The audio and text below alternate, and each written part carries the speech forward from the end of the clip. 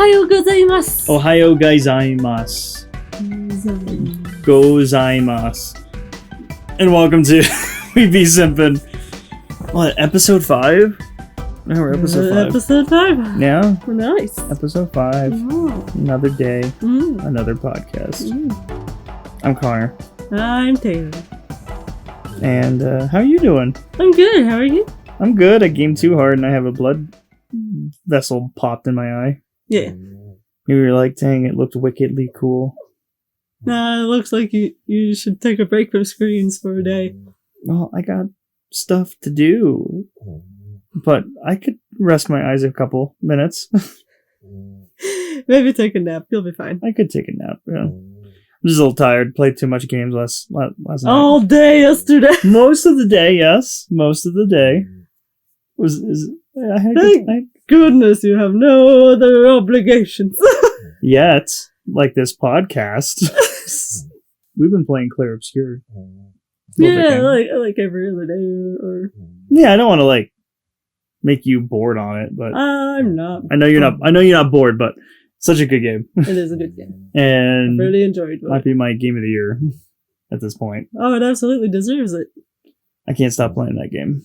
I can't stop thinking about that game. There's just so many things to that game. And if you guys don't know what Clair Obscur is, it's this turn-based game that came out, and it's just the short premise of the game is that it's this world that it has this giant monolith in the ocean, and it has this lady painting a number every year, and it's going down. And if you're above that age or that number with your age, you die. Yes. That's the premise. And so they send out these expeditions every year to stop this person who they dubbed the paintress. And man, I remember that prologue that we played. You were bawling. I cried my eyes up, but we're not here to talk about video games. I know. Well, I wanted to mention, because you didn't mention in the past 2 podcasts that you've been playing something. Oh, well, it's a little anime-esque. I didn't have the opportunity to. Well, I'm giving you the opportunity now. Fields of Mystria. Yeah. You've been playing the crap out of that game. Yes. And it's like this Stardew-esque. Yeah, it's very Stardew Valley-esque. There's things I really like about it better than Stardew Valley, and things I don't. So, it's not a replacement for Stardew Valley, in my opinion. But it's its own thing. Mm-hmm. There are some things that I wish would be a little different in the game. But it's not like something that I'm like, oh man, this sucks. It's making me more on top of my tasks in game. Not in real life. Just in game. But I really like, when I showed it to you, they had this 90s-esque art style for anime. Yeah. On the characters, and that's what I found very interesting. Oh, yeah, it's really charming. And looks like Sailor Moon characters, but in farm clothing or fantasy clothing, I guess. Indeed. So, just thought we'd mention it. You've been playing. You're 20 plus hours into it, so. Oh yeah, I'm in winter. First year of winter. Yeah. And it's early access and still. And I got cows and chickens.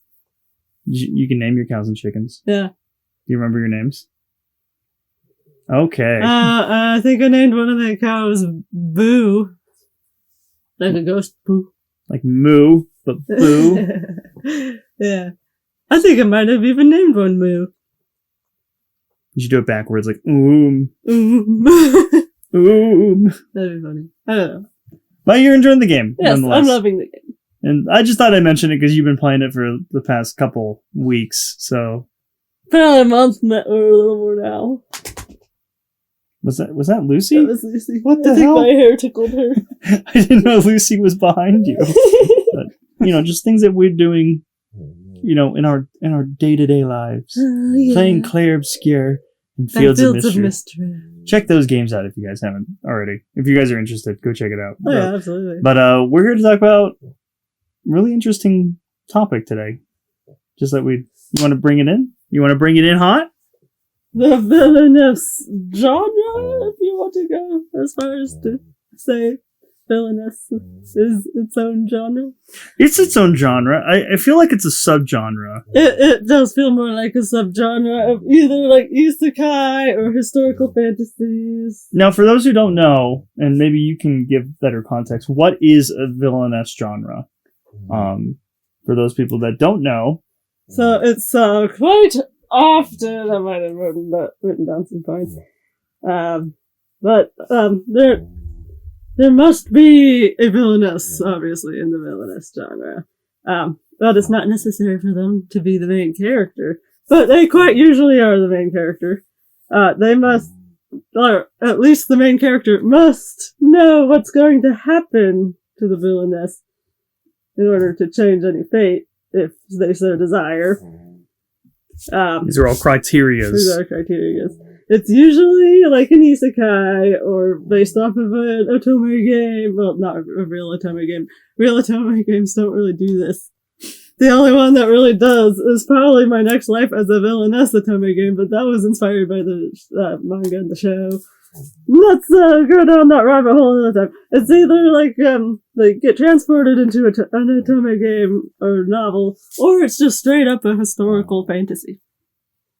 So those are the criterias, Yeah, sort of. pretty much. It's mostly what I've noticed, at least from most of the shows we've watched that have villainess as in the title or as the premise of the show.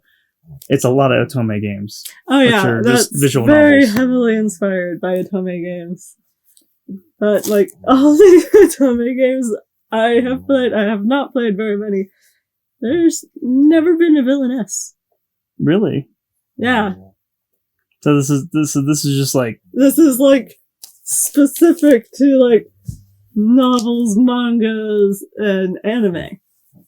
Okay. Yeah. I didn't know. I haven't played a lot of otome visual novels as well, but I'm sure there's definitely some visual novels with a villainess or whatever, but I don't know them. all right. The structure of this, I'm winging it. Okay, I'm just gonna wing it. But I wanted to talk about it because it's like it's an interesting subgenre to the isekai genre itself. Absolutely. And we first started getting into it when My Next Life as a Villainess started, which is an anime, manga, light novel series. But we watched it in anime, and I just want to talk about it because it's just such an interesting thing, and it's just spun from there. Yeah. From that to a bunch of other ones, and I wanted to ask, why do you like this genre? Because I know we both watched it. You know, we've watched a few at this point. So what did it for you that with the first one to kind of like just like get your feet wet, and then seeing that this has just kind of grown exponentially, like we're getting more and more to the point where it's gonna eventually feel like, oh, it's another isekai. It would have to like earn its own award category in the anime. Maybe at some point. I mean, because like isekai made it, why not the villainess? Yeah, I've noticed that this year when we did our voting for the anime awards, is that they finally had a category for isekai, because at this point there's so much isekai. There is. And for this one to be kind of branching off of it, right? It is still an isekai, but it has its own spin to it. And I but feel it's like not always an isekai either. Sometimes it's sort of like a time looping thing. They don't go to another world. Yeah, it's just more like a political world with, fantasy. Definitely like a fantasy world. But yeah, it's just very interesting, the spin on it that they've been doing. And it feels like each one that we've watched doesn't feel the same, but we know it's still the same genre. It's just like they have their own spin to it. It's like, oh, we have the villainess, but the villainess, it's something else entirely to the story. Like, there's like a little mix on it. Like, we're recently watching, and we can talk about it maybe at the very end of this, podcast of stuff we've been watching. But I mean, it would be remiss not to mention it, but the bureaucratic villainess. Oh my god, dad that one, I have to say, I have to give that one flowers. We haven't seen it all yet, but I absolutely love what they're doing with it.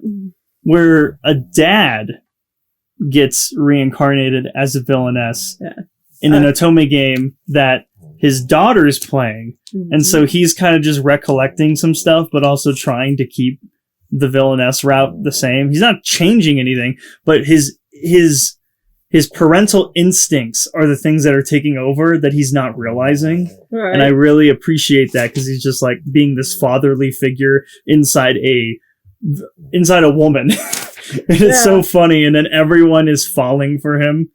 Oh yeah, you can actually see when he raises their like affection levels, because that is something that's sort of common in actual otome games, is that you know when you've done something right, because their affinity goes up. Yeah, they'll either do like a little glow, or like there'll be little hearts or something. And these guys are glowing like crazy. And the girls. Yeah. The heroine especially. So it's just like little things like that where it's like we start off with My Next Life as a Villainess, which is like this girl that was like the first one we watched. Yeah, it was the first one. And I love that she realizes that after a little injury when she was a kid, like her past life and the situation that she's currently in, and realizes that she only has two options: be executed or exiled. And she is doing her damnedest to go for that exile. She'd rather not get killed. Yeah, so that she was working hard, and so she's not the brightest, and that's one of the things that makes her so freaking lovable. She loves her friends so much. She has made life so much better in this otome game world. She also loves her food. She loves her food. She wants to be able to keep herself alive in exile, and she won't have this cushy, plush life forever. And doesn't she take up gardening? Yeah, she learns gardening, also in hopes to increase her earth magic, but it doesn't work, spoiler alert. But it's essentially, to make sure she can actually grow her own food and be self-sustaining, which is really great. She even goes as far as to try to figure out what Prince Giordo's fears are, so she could quickly escape him before he could execute her. Snake. Yeah. Snake! She practiced snake throwing. Snake throwing? Snake throwing. I like that show because it does start her off at a young age as the villainess, and then obviously it does a time jump later when she's older and at an academy with everybody. That kind of starts the entire show. To the point where she has to really focus on all the doom flags. That's another important thing. Is doom flags. Doom flags are a thing. So, in all of these different villainess stories. yeah, they have all these doom flags that there are like these moments in the otome game that would flag them, quote unquote, to meet their demise sooner, or like that will just start their demise. Yeah. So it's like a little they're kind of like plot points, like, oh, this is like a huge turning point to the game if, certain things are met and the criteria that will continue the story, where the main character will progress with either a relationship or the story, and then that means the villainess is more doomed. So, man, there's something just very interesting about that. It's just like these people that know the game by heart because they played it religiously, then they just suddenly die. Yeah. A lot of the other shows that they do just kind of get right to the point, which is something I don't appreciate, because I'm like, I want set dressing a little bit. Like, okay, you died. What was your life before that? A little bit. Just give me a little bit more. But it's like some of them, like, for instance, like, was it Villainess level 99 or something? Yeah, I think that's probably the one you're thinking of. Again, so a lot of these titles for these animes are super long, so I have them all written down. Which one's that one called? While I vamp, you just go look. We're doing professional podcasting here while she's looking at her notes. Villainous level 99. I may be the hidden boss, but I'm not the demon lord. Yes. Again, a long title, but that one, they just get straight to the point. Like, oh, I'm in this world. Like in the first 2 seconds of the show, it's not like, oh, I got hit by a bus. Yeah. See, I think you could sort of blame that on wanting to do the villainous whole genre thing, but not wanting to put too much effort into the how did she get here? She died.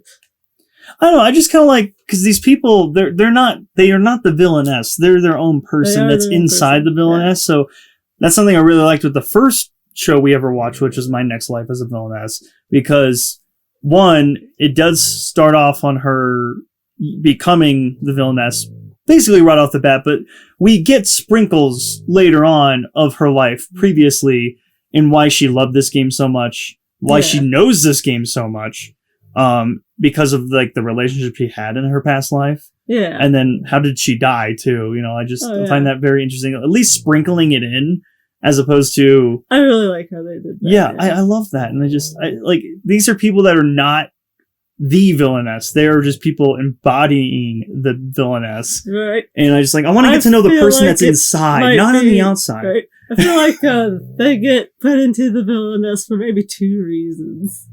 One, so they could try to have a longer life, longer natural life. And for two, because a lot of these villainesses are just sort of forced to be villainesses. I don't know if you've noticed, a lot of these villainesses have backstories where they've been sort of repressed and they're not allowed to do the things that they want to do or act the way they want to act. So they're forced to become like this really, like, sort of angry person. Like, these are what they're expected. Kind of person. Yeah, they're restricted. And they take it out on the seeming heroine of and or other people too, like their maids and stuff. But I will say, My Next Life as a Villainess, All Routes Lead to Doom.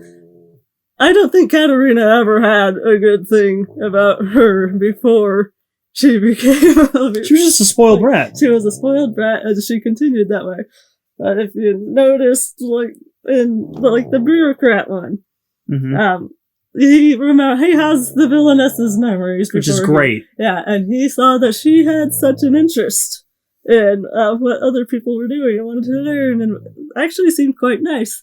But it seemed like her upbringing made it so that was a bad thing to do. You don't take interest in these lowly people and all that kind of stuff. Yeah, I like that there is some human qualities and humanity behind these villainesses, that they're not just villains. They're these troubled human beings that became who they are. Yeah. By, like you said, their upbringing, their experiences growing up, the same thing, but it's just very interesting to see that these people are just troubled. You know, they go through faults and situations that like regular people would go through, you know, not to that extent, obviously, but you know, it's just like this expectation, and that is expected of them to uphold, especially if you're like the Duke of the, like the daughter of a Duke.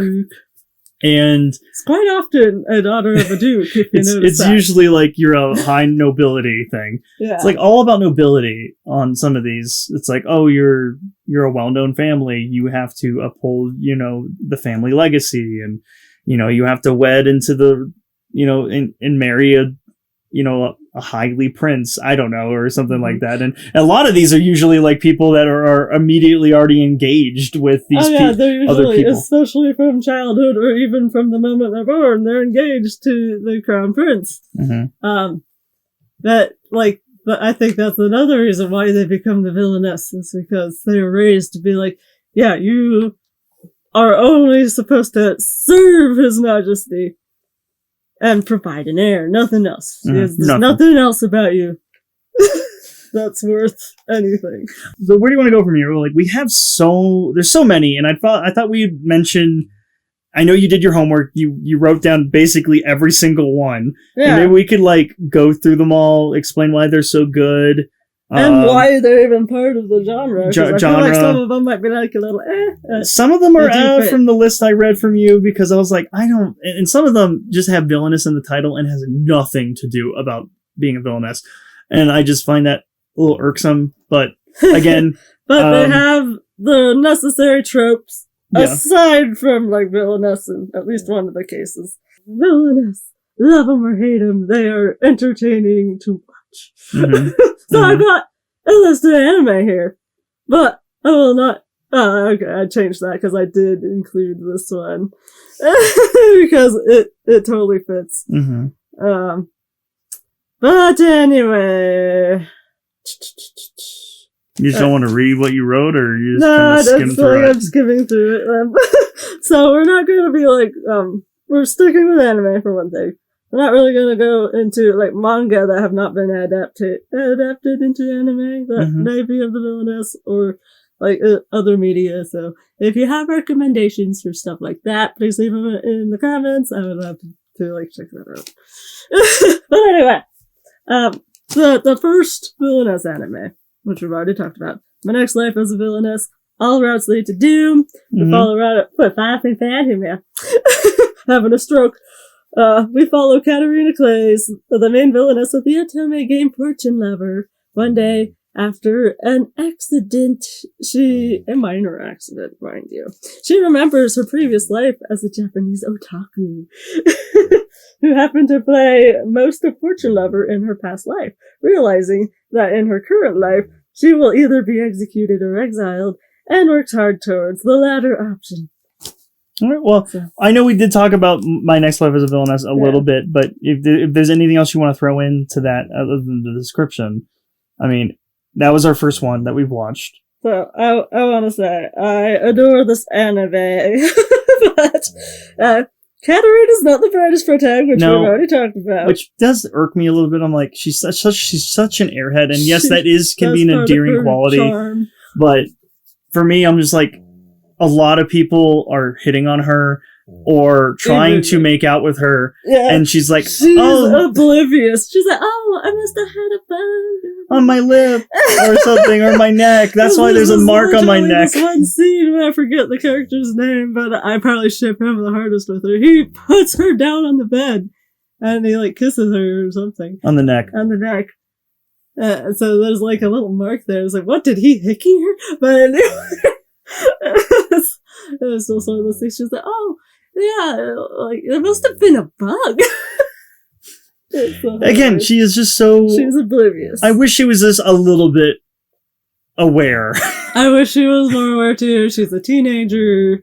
For like the last 17 years, she's had this teenager mindset. How does she not have like those thoughts? Like, especially being like conscious for like one lifetime. And she should be much more mature by this point. You think she would understand when people have those... are getting those romantic feelings towards her. And I understand she's trying to avoid doom flags. Yeah. And she's also never experienced love, especially in her past life. But you think after playing Otome games, you would kind of get the, like, especially that game. Yeah, it's all about the love. Yeah. You think she would like sort of recognize that's happening to her.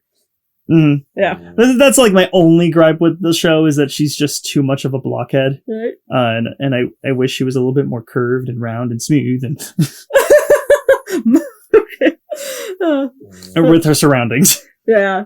But I will say she is a great friend to all of those people. Oh, she befriends everybody's greatest ally. I love that, because she befriends everyone in her childhood and then still thinks that the doom flags are coming up. But no, everybody loves her. Including the MC. Yeah. Yeah. So they it's all like, want to have her baby. Yeah. Even the women and the men. They all want have her baby.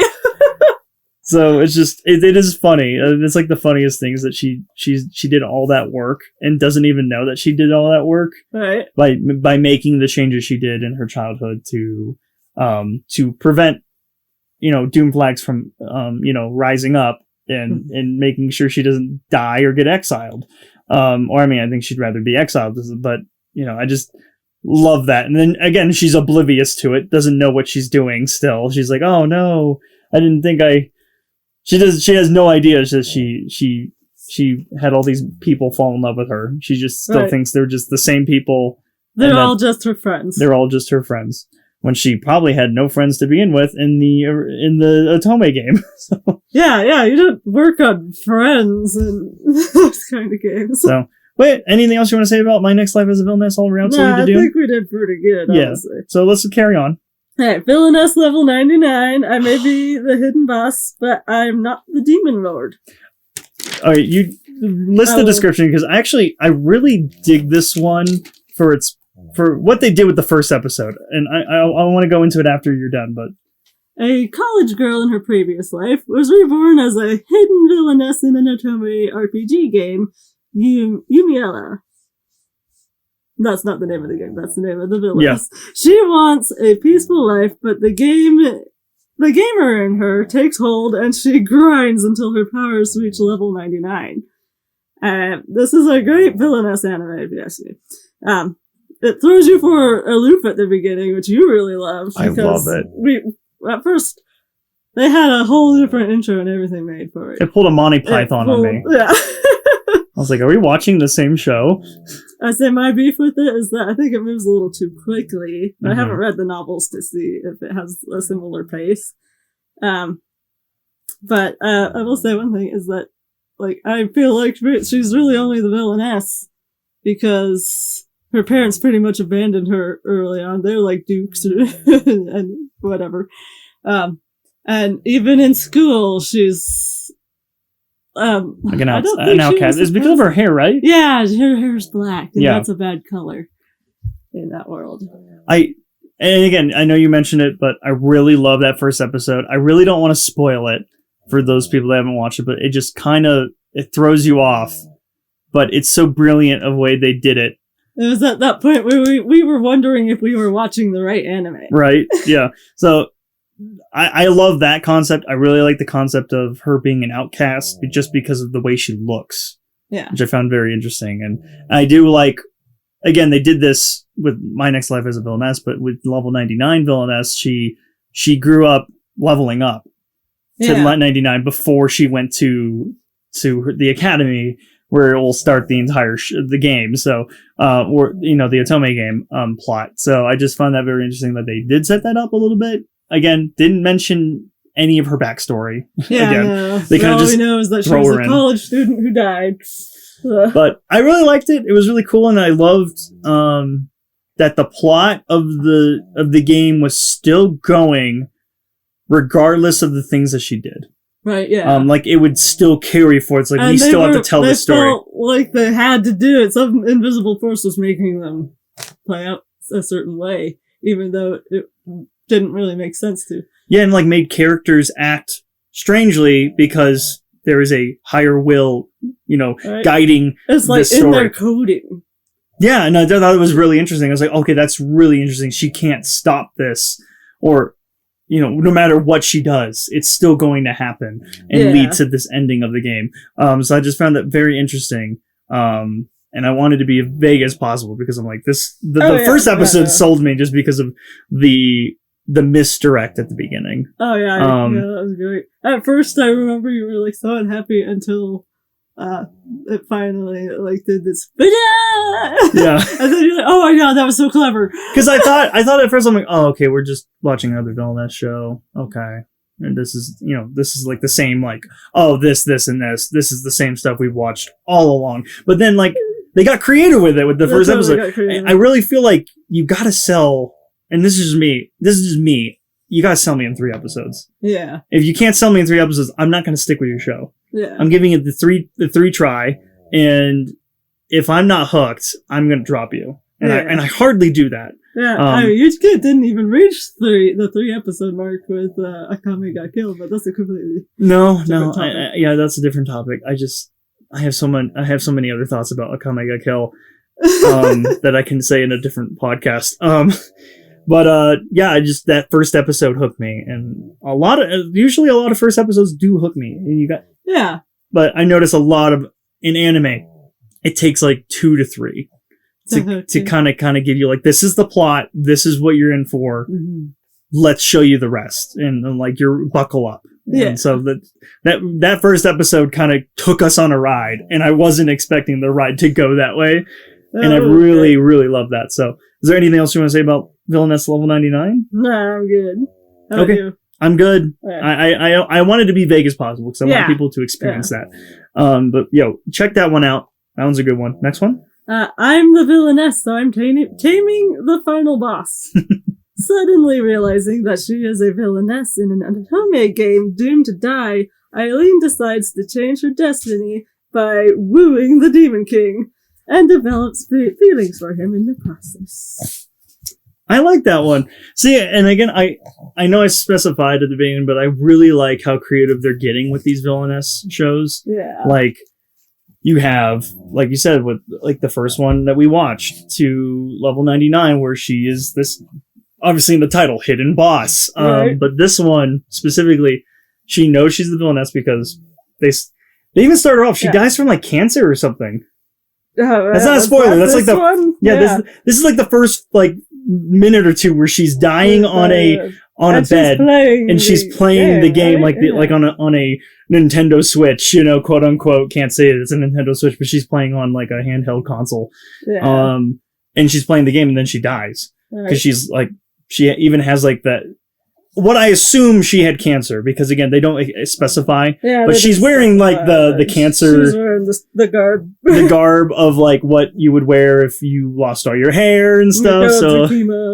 So I was like, I like that that's a good way to hook me. But I really wish again this show specifically, you know, Taming the Final Boss one was they did explain her backstory a bit, but they kind of just jump in. Yeah, they do. Well, one thing I'll say is that, like, in most of the villainous genre, I'm getting tired of them always trying to make it so the MC will still fall in love with one of the love interests. In this one, she's like, I'm not even going to bother with all that shenanigans. I'm going to go straight to the Demon King and make him be my greatest ally and whatnot. So I really like how she's not worried about, like, oh, is the main character going to fall in love with one of these romanceable characters and all that kind of stuff. Again, it's different, and I really appreciate that for that, you know. Yeah. And yeah, I do love her rushing towards the boss.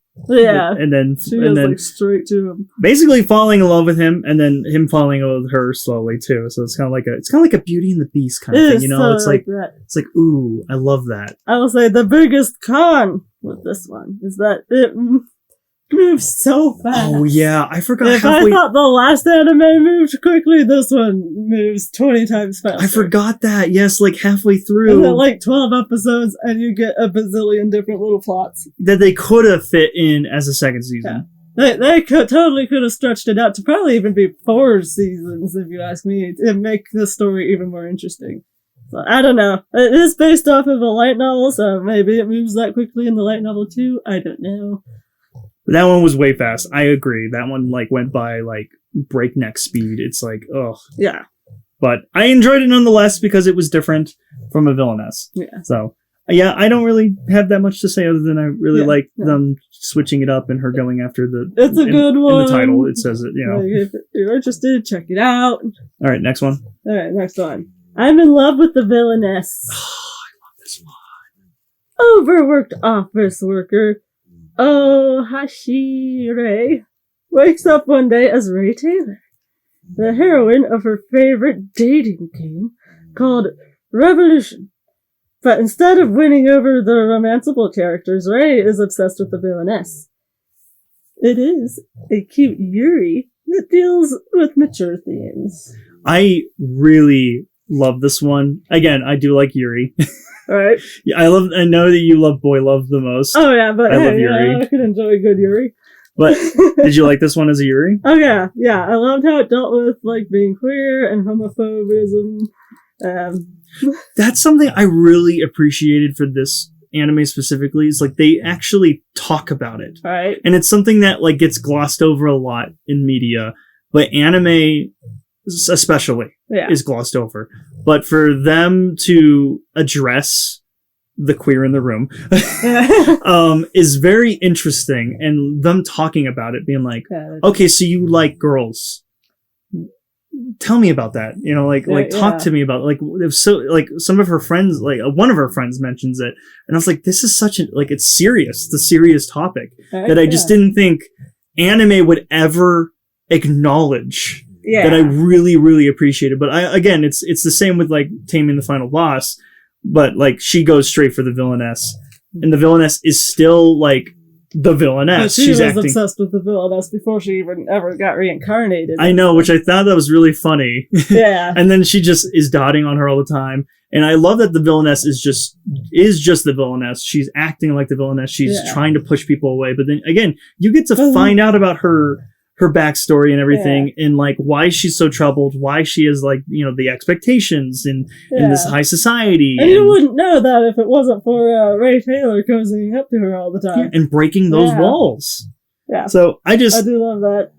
It also deals with classism and loss. Oh yeah, it's just. And probably the thing that really makes this show dip for me. Incest. They were talking about how incest is fine, it's just like being gay. And I don't think it's fine. I do not remember that conversation. I think I scratched that from my mind. Last one is not... They try to make it like it's as nice as being gay or whatever, but it's just so wrong. Oh no, it's yeah. Like being LGBTQ is a great thing. There's nothing wrong with it. But being incest... Okay, do you want to fuck up your family line? Come on. Was that the main character that said that?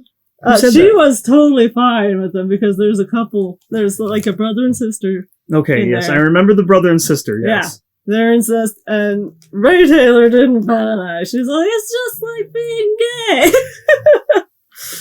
I don't agree with that statement, because I forgot about that. That's the one thing that makes it dip. Well, yeah. I was like, oh my god. You almost had it. You almost had it. If they just stuck with the LGBTQ stuff in the room, and not the incest. As you can tell, and we've already talked about this, we do not like incest. I'm not a fan. It's taboo for a reason. It's very taboo. So, onward from that one. Anything else you want to say about I'm in Love with the Villainess? Yeah, I think that's good there. It's a great anime. If you just take the incest with a grain of salt. Okay, definitely. I'll become a villainess who goes down in history. Despite hating heroines, a young girl is reincarnated into her favorite dating sim. Lucky for her, she reincarnated as the villainess. She then decides that she wants to become a villainess that is worthy enough to be put in the history books. But her villainess, her villainess deeds actually, only seem to make the prince fall in love with her. Yeah, so again, this one's a little different, but still kind of the same premise. But like, I like that she wants to be a villainess. Right. Is a nice little take on it. Yeah. But then she doesn't understand how to be a villainess to the point, or like how to be a full-on villainess. That she's just acting like she's saying all the right things. Yeah. That she's like, oh, so okay. One thing I want to say is that the whole age gap and everything makes this one so problematic. It doesn't make much sense. This might be my least favorite. How can she possibly be a villainess if she's only in the game and everything, is only old enough to actually be at the school by the time everybody else is in their final year of school? Yeah, like I don't think that's. It was very weird because they did this thing where she grew up, and again I like that, where she's growing up becoming a better person. Because she starts at a young age, just kind of like my next life as a villainess, and she's making all these decisions to enhance my spells, my abilities, my fighting. I want to fight. I want to learn how to use a sword. Yeah. And then she starts getting into. I like the political stuff. That's one thing that the show does that I guess the light novel doesn't really do, is they add a lot more political stuff to it. Okay. But I will say the whole age gap thing not only makes the plot not feel fully fleshed out, but it makes Prince Duke feel a little creepy. Oh yeah, there are moments where I'm like, isn't he 18 and she's 12? Yeah, at this point, it was very hard to follow the timeline just because. Again, we were watching it sub and dub, back and forth. Yeah. And they never explained like how old he was, at the end. When time jumps are happening, because there's several times. I think there's like 2 or 3 time jumps. Yeah. Where she's a little older. Each episode that's progressing, and then I'm like, well, wouldn't he be like? He was 12 and now he's 15, and then she's like 10, and it was like the math was like I was trying to do math in my head. The math was weird. Yeah, it just feels like he's like just too old for her. Everyone's too old for her. Yeah. It's like she shouldn't be the villainess of this particular story based on her whole age. You should group them up to where she's an actual legit villainess the whole time. Or make her older. Yeah, make group her older. Up or make her older. Don't make her this weird child prodigy. She could be, but like grew up around the same age. She could be like maybe a year or so younger, not like 7 or whatever the fuck they did. It does not make sense. I do not. That might be my least favorite villainess show that we've watched. Yeah, I definitely fell out of it pretty quickly. I mean, we watched the whole thing. Yeah. But yeah, there was just other things that I really liked that we kept watching it for. But like, yeah, the age gap, not I really wanted to see how she loses the eye because they advertised the whole thing with her in an eye patch. Yeah, spoiler alert. Yeah, in the intro, she's wearing an eye patch. Spoiler alert. Yeah. Like, yeah, it's not really a spoiler, but in the intro itself, she's wearing an eye patch, and I'm like, why does she wear an eye patch? Is it just to be edgy, or did she actually lose her eye? And so I'm like, that was kind of the only thing, like, strand left that I was, like, interested in the show, where I was like, I need to know how she loses her eye. Yeah. We're already, like, 4+ episodes in. I want to know how she loses her eye. So. On the bright side, there are some interesting things in there. Mm-hmm. But if villainess, I seriously doubt she is. Yeah, exactly. Well, that one's like probably our least recommended one, but recommended. But if you want to check it out, check it out. I think enjoy it. It might be your thing. Again, there's some little bits that were really nice. Yeah, but did not altogether. Kind of just fell apart. So yeah. All right, next one. All right, 7th time loop. The villainess enjoys a carefree life married to her worst enemy. Now, I know you can speak through this a lot more because I've only watched the show. You started reading the books. Oh, yeah. I started the 5th one, and she definitely has the upbringing to have become a villainess. I don't think she's a villainess. No, she was falsely accused, unlike some of the other ladies on this list. But explain the premise of 7th Time Loop, because this is like probably your second favorite thing you've ever read. Oh my gosh, yeah. I'm like obsessed with it right now. Riche, daughter of a duke, starts her 7th time loop in the same place her previous life started. The moment where Prince Dietrich labels her a villainess and breaks off their engagement. Eager to start her 7th life, Riche rushes out of the palace only to bump into Arnold Hine, the Prince of Galkine, and the man responsible for all her previous deaths. Cutting their meeting short, Riche hikes up her skirts and dives out the 2nd-story window, taking Arnold's heart with her. And the rest is history. The rest is history, yeah. You have a lot to say about this, so if there's more, keep going. Oh, yeah, no, I was like... the title pretty much explains the rest, but not really. She does not enjoy a carefree life. Because she's got a huge goal. Staying alive, staying alive. Staying alive. But anyway, this one is my current obsession. A villainess reaches not, though. Falsely accused, so therefore she does earn the title of being in the villainess genre.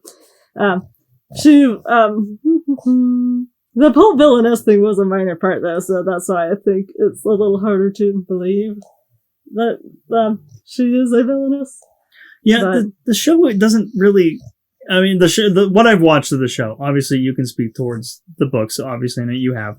Yeah. But for me, this isn't a villainess show. No. But I love the premise, nonetheless. Yeah. I love the premise. You can explain the premise. See, her lives wouldn't have happened the way they had if she wasn't labeled a villainess. Exactly. So that was the whole thing that sort of prompted this whole situation she's in. But, like, I don't want to go into too many details. I feel like, the first season was great, but if they had, like, 2 whole cores and did 24 episodes, I think it probably would have gotten a 2nd season. You think so? Because how could it not at that point? Oh my lord! Well, and you haven't explained it as much, but the premise of the show is that she's lived 7 lives at this point. 7 lives, yeah. So it literally opens up. The first thing you see is like the end of her 6th life. Mm-hmm. She is dressed up in drag, pretending to be a knight. Mm-hmm. Not even pretending. She became a knight. She worked hard to become a knight. And there Arnold Hine is. She is the last living person between the door that the royals she's trying to keep alive are behind, and Arnold Hine here to kill them. She does her damnedest to fight him, and she's really good with her observations, but that would be a spoiler if I brought this up. But he ends up killing her. Mm-hmm. And then she, of course, is suddenly snapped back to that moment where Prince Dietrich is breaking off their engagement and labeling her a villainess, just to bump into the man who moments before killed her in her previous life. Yeah, and she can only live for like 5 years in each life, right? There's always shortly after her 20th birthday. That varies depending on her life and what she's doing at the time. So she's 15 right now. She's 15. But mentally, she's probably in her 40s now. Mm-hmm. And she has all this knowledge of several different lives that not everybody can learn in a single life. But she has mastered all these things, so. Yeah, and it's no spoiler, but I love that she has lived different lives, like you said. Yeah. But she was a merchant. She was a maid. Yeah. She was a scientist. And an alchemist. An alchemist. She was.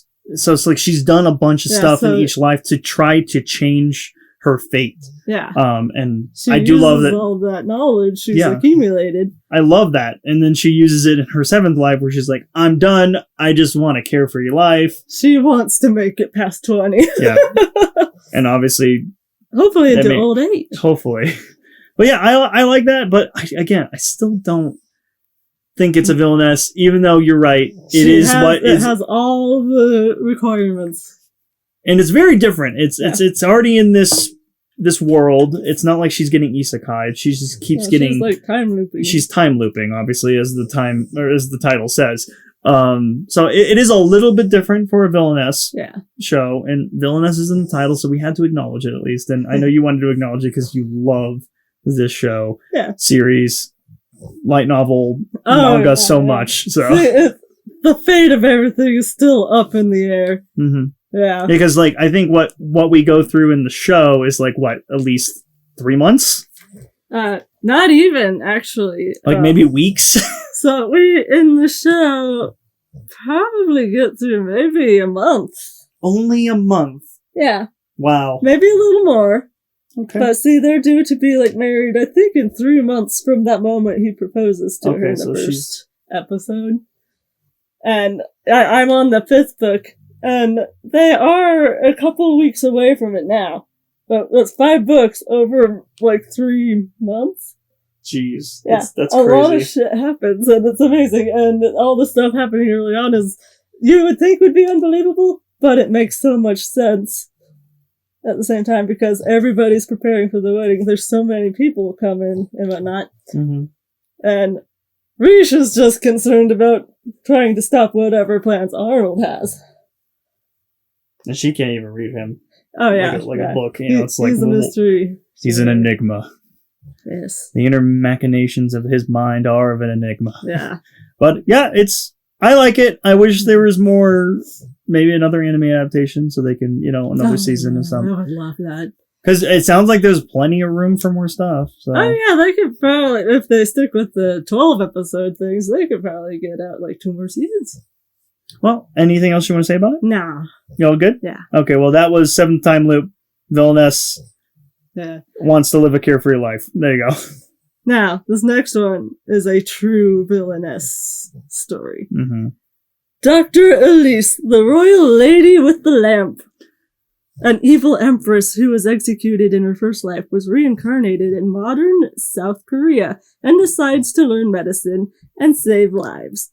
But a plane crash sends her back to her original, where she decides to become a doctor in her first world. Her previous life. Yeah. And to atone for all of the shit she pulled in her first life, Mm-hmm. Let's see. Yeah, I do adore the premise of this one, and I love that it's a redemption story, sort of. She, in her, going back to her first life for a second time, she hasn't done all those terrible things yet. So this is her chance to really change and make her world better rather than becoming this horrible tyrannical empress. Now I have to say, what was that subtitle called again? The Royal Lady with the Lamp. What? Yeah, I don't know what the lamp is about. We never got that far. We watched the anime and it was just called Dr. Release, right? Mm-hmm. I think that's what it was called. Yeah. I mean, actually, it's called Dr. Release, the Royal Lady with the Lamp.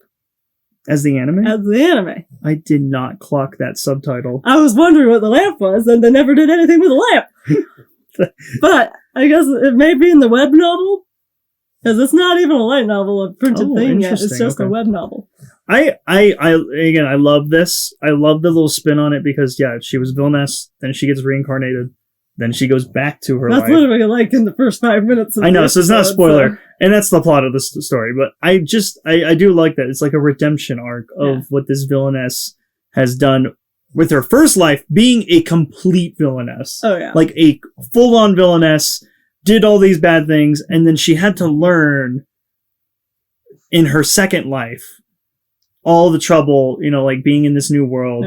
I feel like there's some karma in her second life because she was an orphan from a very young age in her second life. Mm-hmm. I don't even think she knows who her parents were. Yeah, I think she was immediately just an orphan. And she was instantly like an outcast there. So she had to like climb her way up into like a respectable position to become a doctor and all that kind of stuff. So. And then just to go back and then being like, okay, but I'm the villainess again. She's also equipped with all this medical knowledge that her world is lacking. And in a world where, wasn't it all men that are doctors all men too? are doctors. That's sort of like how it was in our world for a long time too. But so I just find that very interesting where she's like, I have to prove myself towards all these people that don't even know half the stuff that she would know at this point. Yeah. Doesn't she do she does like a procedure that is like no one's ever does these surgeries that I think a lot of these, like in this time in her world, people aren't comfortable with, like cutting into other people. Didn't they getting stuff done? Didn't she like remove a kidney from someone or something, or like a liver? No, I think one guy got stabbed somewhere, and it's usually a deadly thing. But in our world, you can stop it as long as you can like get in there and stitch up that particular artery, which I think in this world not many people really know about. But I can't remember what exactly. Yeah, I really like Dr. Release. I have the web novel like bookmarked, so I'm going to try to read it at some point. Yeah, maybe you can come back and talk a little bit more about it. But do you have anything else you want to say about Dr. Release? In her evil lamp? I have no clue what the lamp is about. That's it. All right, on to the next one. From bureaucrat to villainess, Dad's been reincarnated. Okay, so we're currently watching this one. Yeah, we're still currently watching this. So we're like, what, 4 episodes in? Yeah, I think we just decided to stick with the dub for now. Yeah, because it's on High Dive. Yeah. So. But anyway, after being struck by a car while saving a kid, Kenzaburo?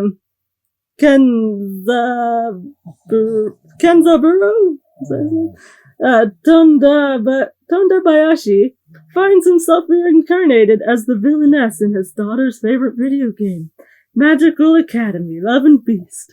He does his best to play the role of villainess, but accidentally turns her into the most elegant and likable girl in school due to his natural kindness. Now, I know we talked a little bit about it already because it kind of bled into some of our topic, but you want to say anything more about it? Oh, this one definitely feels so Otome game-esque. Because everything Grace... Okay, every time Grace does something, which is the name of the villainess, she unknowingly raises the heroine's and the other romanceable characters' affection level.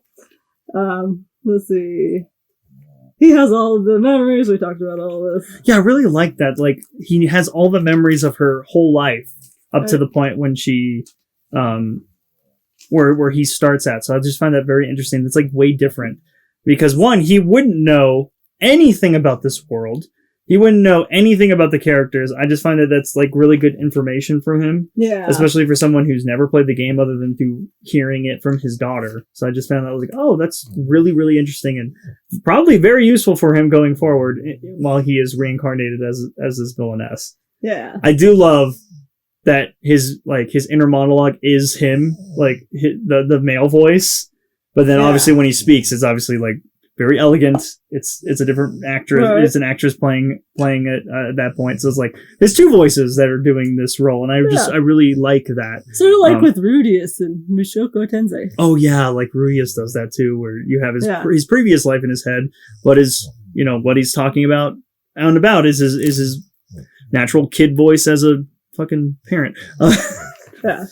Hasn't had his balls drop yet. Right. Anyway. I'm going to bring up some of the ones that I was contemplating not mentioning, but I decided to put in anyway. Yeah, let's throw them in. We watched most of these, and then we're going to move on to the ones we haven't seen yet. Mm-hmm.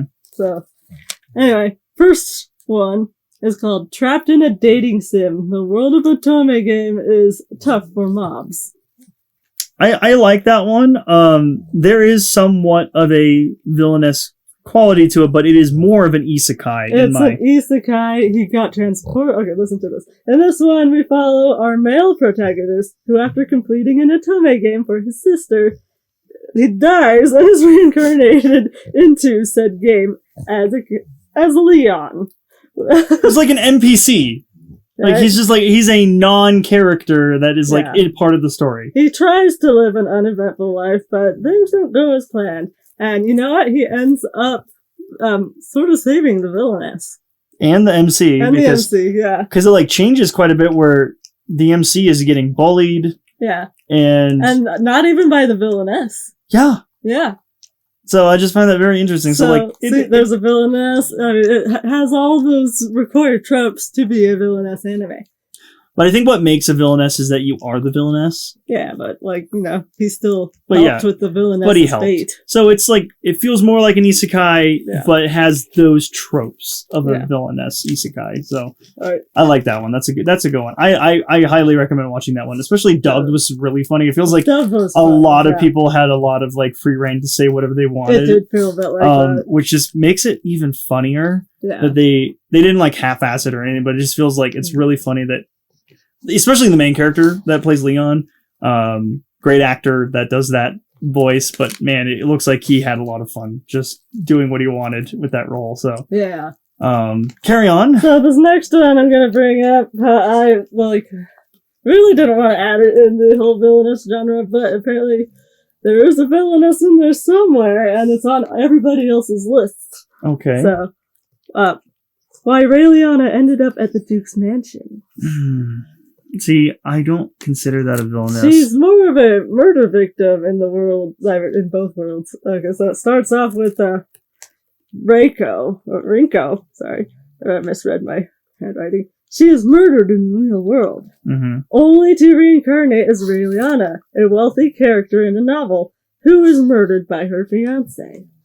So she plots to get the devilish Duke in on a phony engagement in order to save her new life. So, I don't want to add her, because she's a murder victim, not a villainess, and I'm not even sure, who is the villainess in that? There's apparently a villainess in here. And I'm starting to wonder if it's the main character in the novel, who's supposedly, the heroine, who's supposed to solve her murder.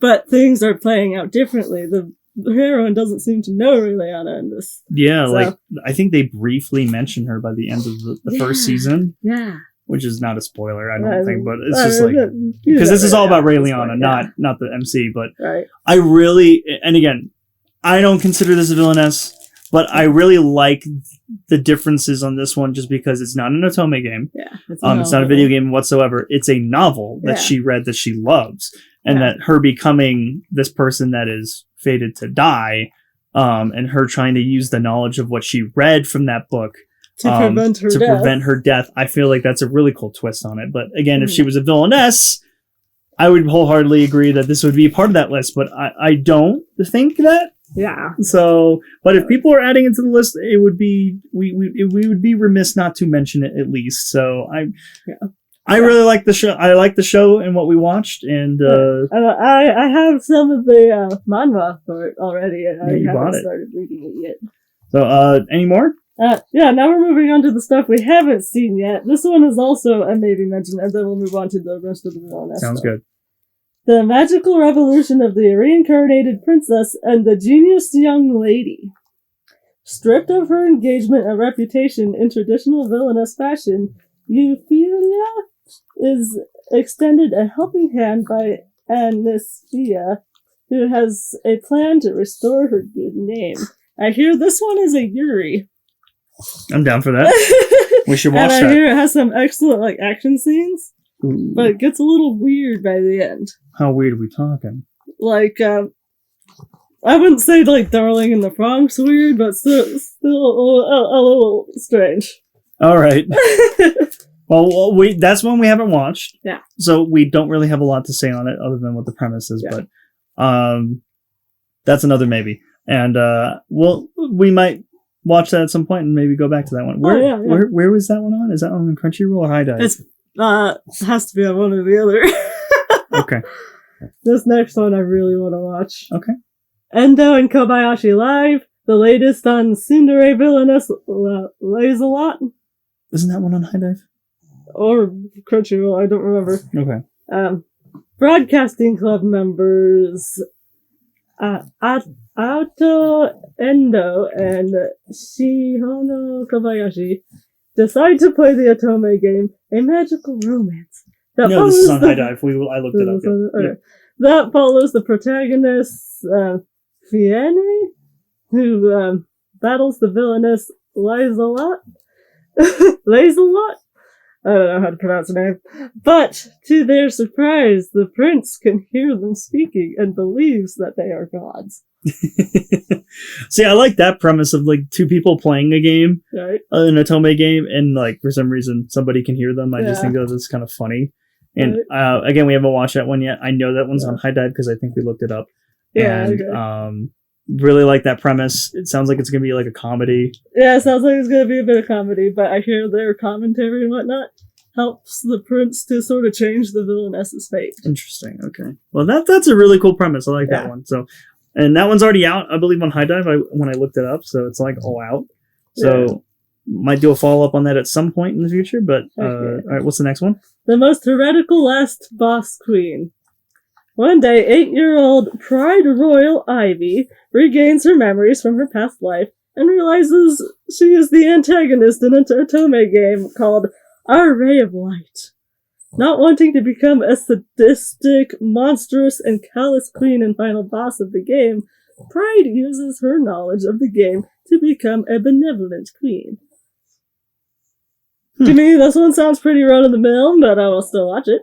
All right, yeah, I know that was one that was on our list that we never got around to, so I don't have much to speak on that one, but yeah, you are right. It does sound like a little run-of-the-mill, same stuff. And again, that's the one thing I'm afraid of if they keep continuing the villainess trope subgenre, is that a lot of this stuff is going to be the same. Yeah. And this sounds sort of the same, as apart from the ones that we highlighted that we really, really, really enjoy.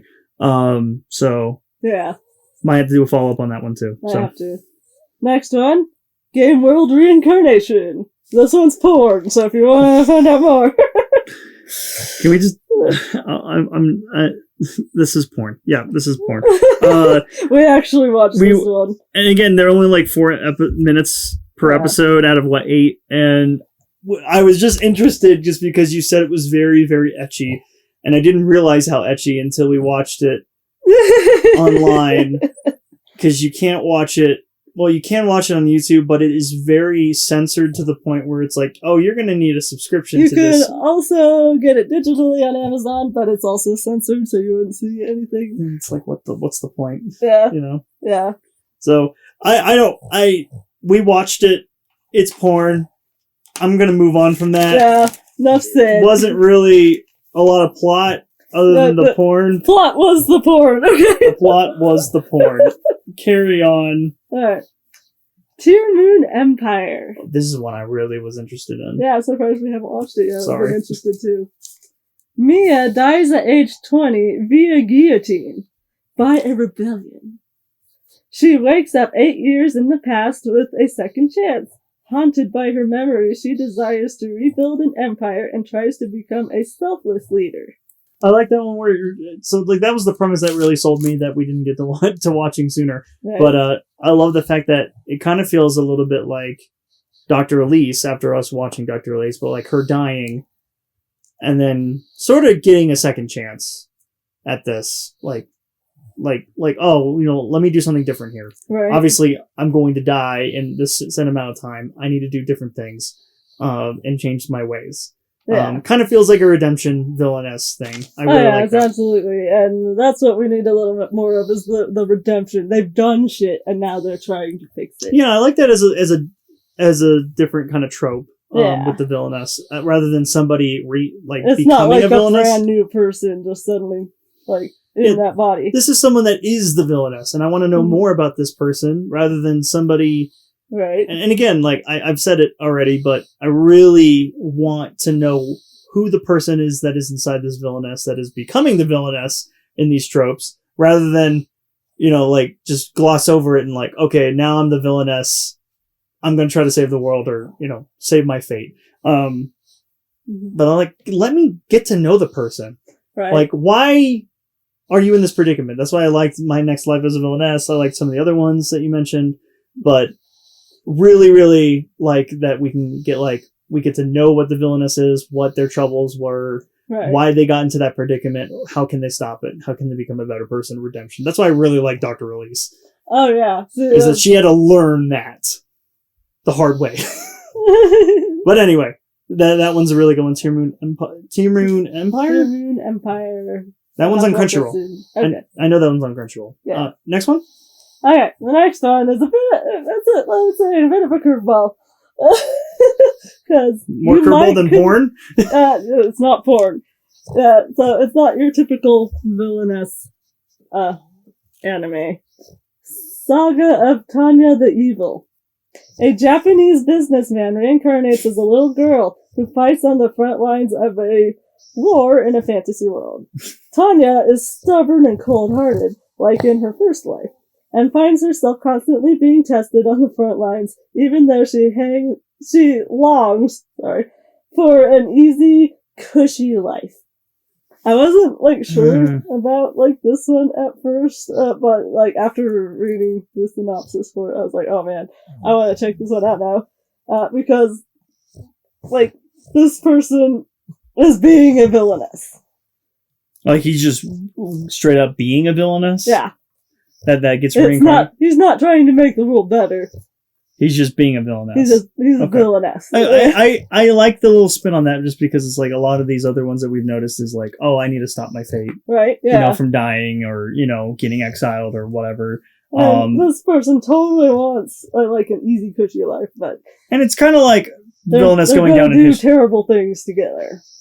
How terrible? I'm interested to see that because a little different with my villainess who goes down in the villainess who goes down in history or wants to go down in history. She wants to become a villainess, but she's not doing a good job doing that because she's being too good and nice and basically the hero of the story, where everyone loves her and everything. But I like this one if it's going to be more oh, I'm going to do terrible shit. Yeah. So the thing is you got to sell me. Can I root for this person? Light Yagami, or I really want to watch this one. Well, we should put that one high on the list because I like seeing a person that thinks they're doing the right thing and then realizing they're the villain by the end, like Light Yagami or even specifically Lelouch, V. Britannia from Code Geass. So, to me, just seeing imagery for this particular one, it totally feels let's say they're the Germans in the war. Ooh. Okay? Sorry, I love Germany and I love Germans. It feels like she's on the front line in this whole situation on the German side, sort of. Interesting. That's what it feels like. Okay. I don't know for sure. You sold me more. But, yeah, so it definitely looks more like that. Okay. All right. Well, I might put that high on the list for us to watch sooner rather than later. So excellent. Put it in our never-ending bucket list of stuff to backlog. Right. Oh my god. Anyway, next one. The do-over damsel conquers the Dragon Emperor. I think that was one we were going to watch too. Right. Yes. Jill breaks out of prison the night before her execution and is shot by an arrow and is transported 6 years into the past. Desperate to change her fate, Jill proposes to the first man she sees. The Dragon Lord. It kind of feels like that Tier Moon Empire kind of thing again. It does, but like it starts you off in prison. I like that. So like, how did she get here? What did she do? You're probably wondering, how did I end up in this predicament? Yeah. That's funny. Yeah, that one's interesting. It doesn't feel run of the mill yet, but I've seems like seen clips from Crunchyroll on YouTube because I have too. They do that. And, yeah, it looks great. I'm interested. Well, I know it's all done. It's on Crunchyroll. We can take a look at that one too. So yeah. That was one I was previously going to put on our list to watch at some point in one of our seasons. Don't remember why. We can only watch so many. There's so many good ones overshadow things too. Where I'm just like, oh crap. So sometimes, like when things slow down, that's when you can go back and watch these other ones. So. Exactly. All right, next is The Vexations of a Shut-In Vampire Princess. I think that one's on High Dive. 3 years into her life as a shut-in, Tarakamari, Gan's blood, awakens to find that she's been appointed the commander in a Mole Knight Imperial Army. Alright, this is not your typical villainess anime, but I hear it is underrated. Onward! Is there any more left? Now we're on to anime that'll be coming out soon or later this year. Okay. There's only like 3. So 3? Yeah. Three good ones. Let's go and see what we got. The Holy Grail of Eris. Constance Grail, after being falsely accused of theft, forms an alliance with a ghost of an executed noblewoman, Scarlet Castile, and helps to discover the truth of her execution. Okay. That's a good premise. That sounds really interesting. Alright, what's our next one? The Dark History of the Reincarnated Villainess. Diana is reincarnated into a world she created in her previous life as the villainess. To avoid the tragic ending, she must create a new path for herself and deal with her loyal servant who seeks to fulfill his role to kill her. I like that's a good twist where she's like the author of the story or the mastermind behind the whole entire world that she built. Yeah. I like that. That's a really cool, interesting take. So. And this last one I know you're definitely really interested in. May I ask for one final thing? Oh, yes. When Scarlett's engagement is broken off,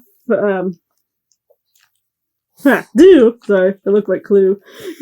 to false charges, she takes matters into her own hands and asks for one final thing. Punching her ex in the face.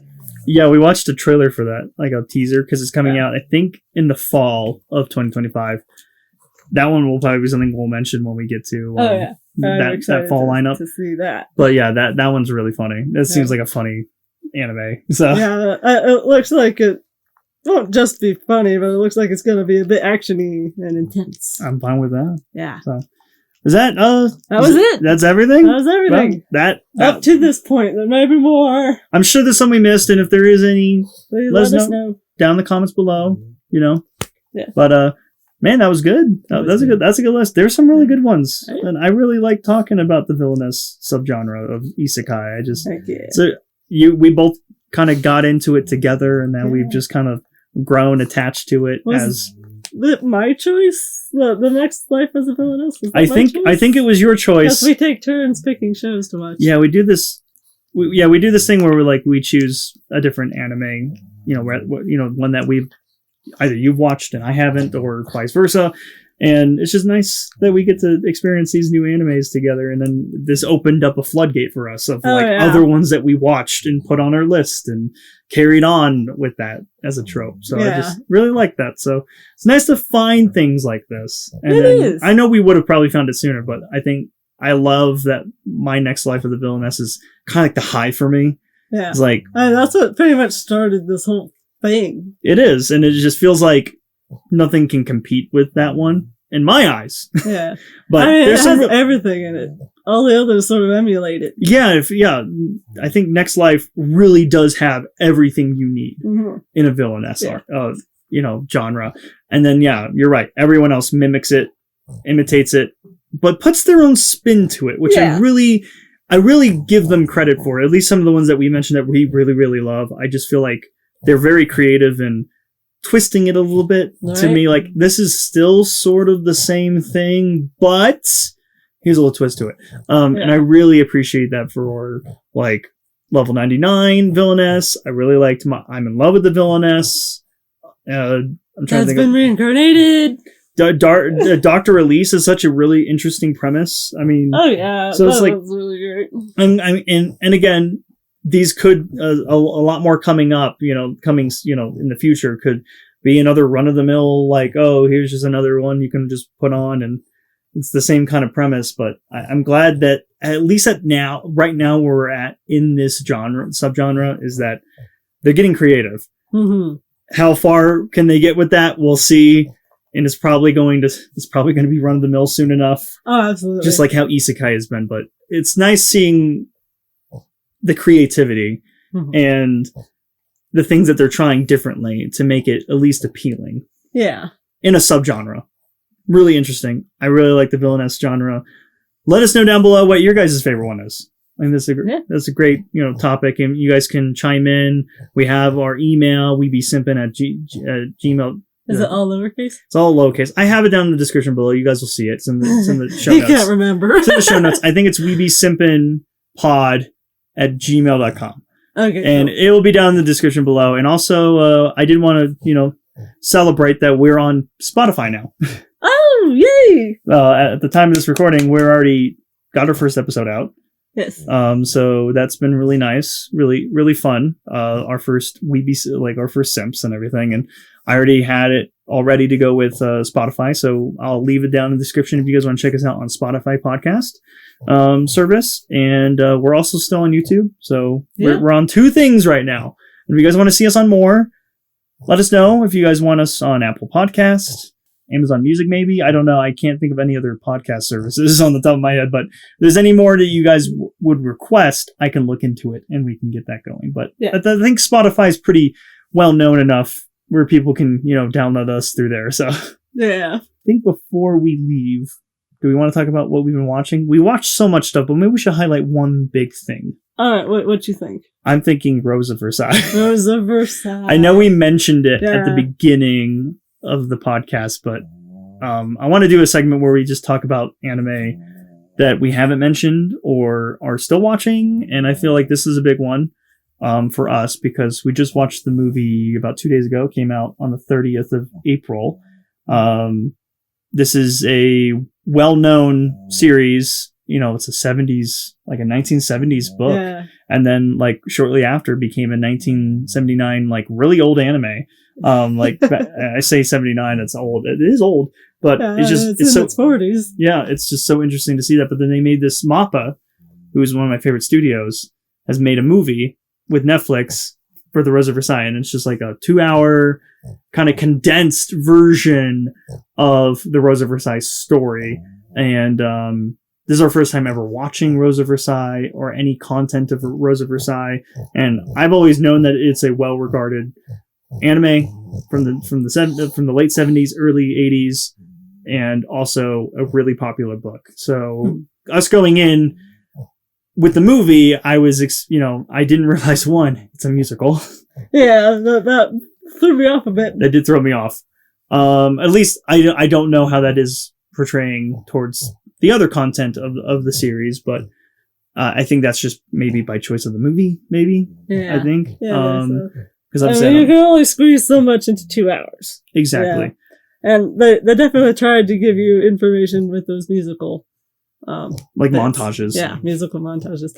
I felt like they could have done a bit better job with it. Mm-hmm. Because if you do it right, one song could explain so much. And maybe they did, maybe I just wasn't paying attention. In the visual. I felt like it didn't really, it was very beautiful. Didn't really convey, I think, to me, but they were trying to give the whole audience on all these characters. Yeah, the movie feels rushed, at least in the first 20, 30 minutes of the show. It did feel very rushed. I wasn't sure if I could actually grow to love any of the characters early on. Yeah, early on, I wasn't attached to everyone. Let's step back a bit. What is the Rose of Versailles? What exactly is the Rose of Versailles? Because we're just saying Rose of Versaires. We're not explaining what it is. About Oscar, I can't remember her whole name, and Marie Antoinette. And this is based on the French Revolution.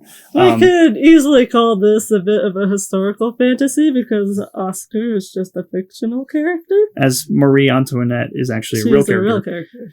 So. And I really like both characters, though Oscar was my favorite by the end because they spent more time with Oscar. And I feel like most fleshed out, I feel. The one, she is the true Rose of Versailles. Yes, I feel like that is portrayed really nicely as I think for somebody who doesn't know much about Rose of Versailles, you could easily think that the Rose of Versailles was Marie Antoinette. Mm-hmm. And then, because at first when I went through those emotions, I was like, oh, okay, so this is a story probably about Marie Antoinette, all that kind of stuff. And yeah, it is a bit, but then you really get to know the whole thing, and then you're like, oh no, the true Rose is Oscar. Oscar. And I really like Oscar as this. She's a female, but she grew up as a male. Yeah. From her father wanted a son. Yeah. And he wasn't about to be dissuaded by a female heir. So she grew up learning the sword, being in the French Guard and everything, up to the point where she's now the bodyguard of Marie Antoinette, and defending her and everything. It's very interesting seeing both of them tackle different issues in their life. Yeah. Though I feel Marie... Oscar always had eyes for the people of France. Mm-hmm. And Marie, I feel like this is where they really failed in the movie. Because, you just hear in passing from Oscar, she could be great, but, the people around her are talking her into these other things. Yeah, they're pushing her towards being more corrupt. Yeah. So I was I wish they could have elaborated on that more, make us see it, because we can't just be told something. Exactly. We want to see it. I'd rather be shown, not told. It's how do we know for sure that Marie Antoinette could be a good person? Exactly. And over time, you see her become or molded into a queen for the people that are around her, not for the people of France. Only for high society. And then of high society, but then also her dealing with... They showed a little bit of it with her... how she's never loved anybody, and especially because she was married off to the prince of France, and now she's the queen and he's the king, but they never had those romantic feelings for one another. And so her finding what love really is was very... I like that, but again, they glossed over a lot of Antoinette and her character. Yeah, I didn't really have a lot of feelings or emotions about her whole love situation. Mm-hmm. I was why should I care?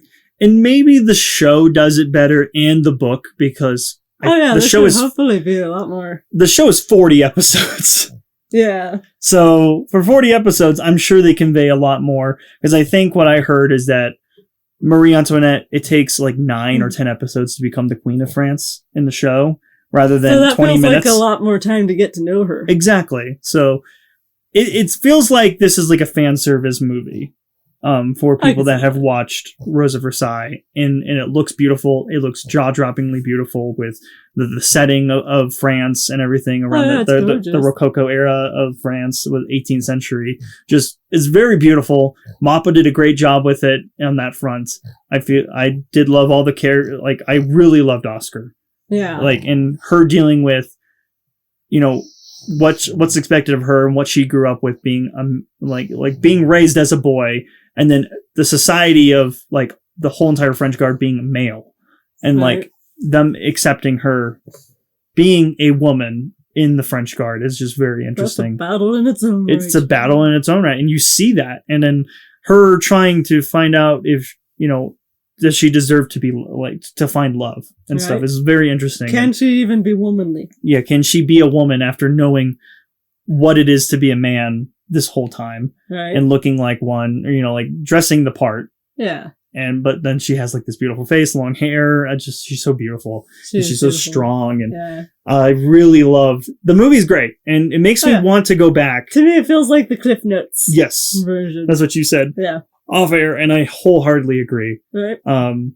It's if you were given the assignment for a week, it's hey, you know what? Read, watch the show, And then, like, you're getting down to the last minute, and you're like, oh shit, I didn't do any of that. And then you just watch the movie. But to get all the information. And again, I can't speak towards the show. We haven't watched it yet. We read the books. There's only 5 books, which is nice. It's very short. Yeah.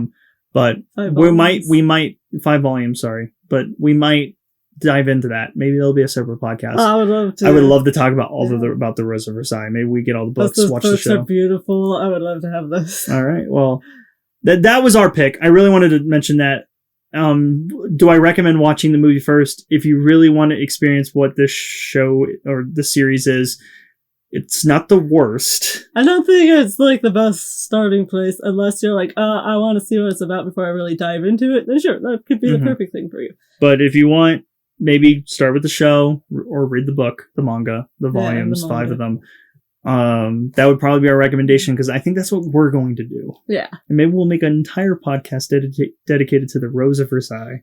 Yeah. But I really enjoyed it. I really loved what they did with it. Mappa still doesn't do a bad job.